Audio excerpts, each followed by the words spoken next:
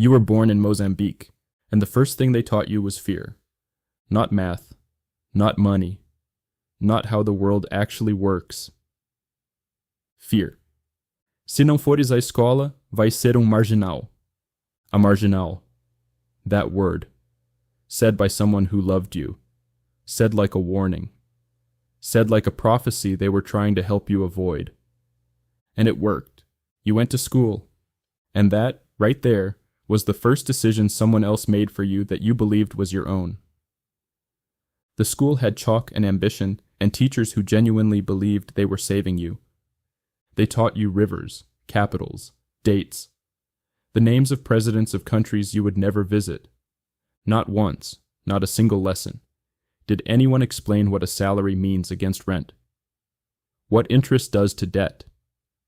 What happens to savings in a country with inflation and a currency that the world treats like a rumor? Instead, they told you Mozambique has natural gas, coal, rubies, some of the most fertile land on the continent. And then the bell rang. And you walked home past the same pothole that was there last year, and the year before, and the year before that. Rich country, strange life, secondary school. The threat evolved. Now it wasn't just marginal, now it was comparison.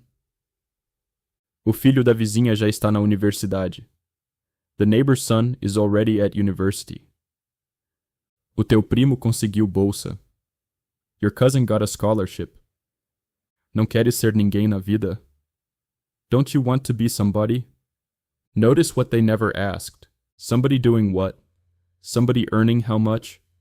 Somebody living where exactly? The goal was never defined, just the failure. So you ran, not towards something, away from something, away from the marginal, away from the nobody, away from the thing they described when they wanted you afraid enough to move. You got the certificate. Your mother wore her best capulana.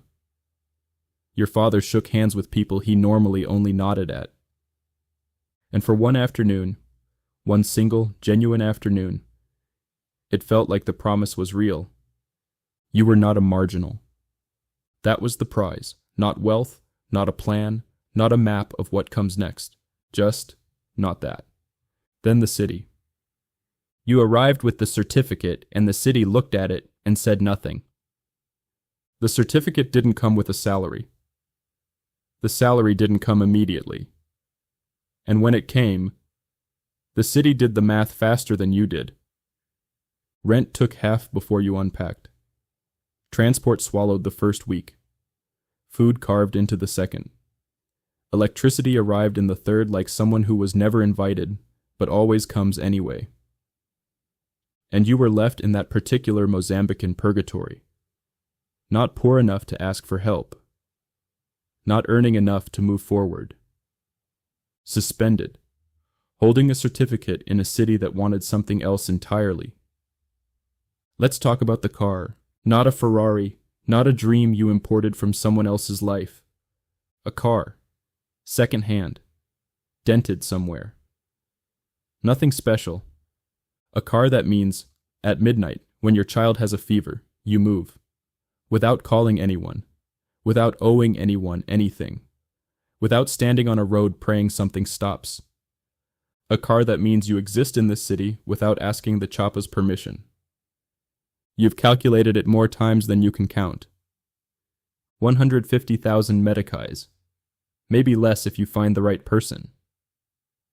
4 years of saving if you have a perfect month. Every month. For 4 years, you have never once had a perfect month. It's never one catastrophe.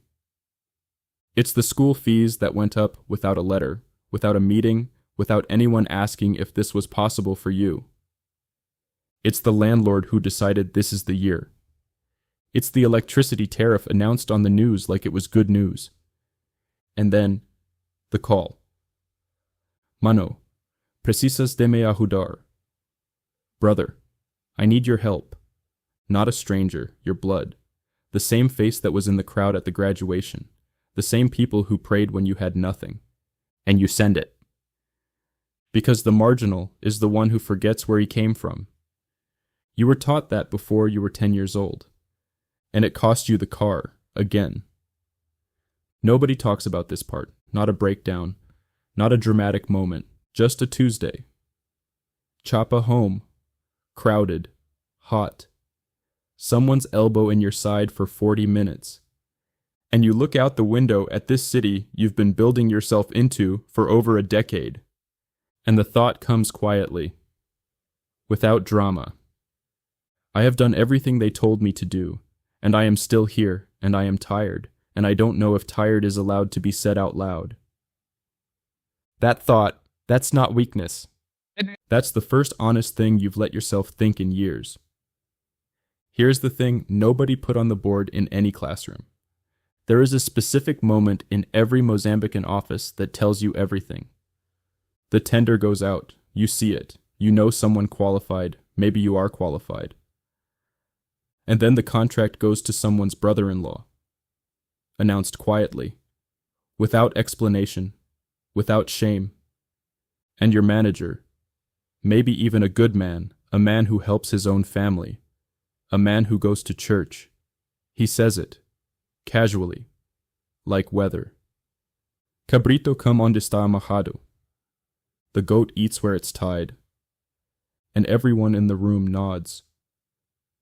Not because they agree, because they understand that this is simply how the rope is tied.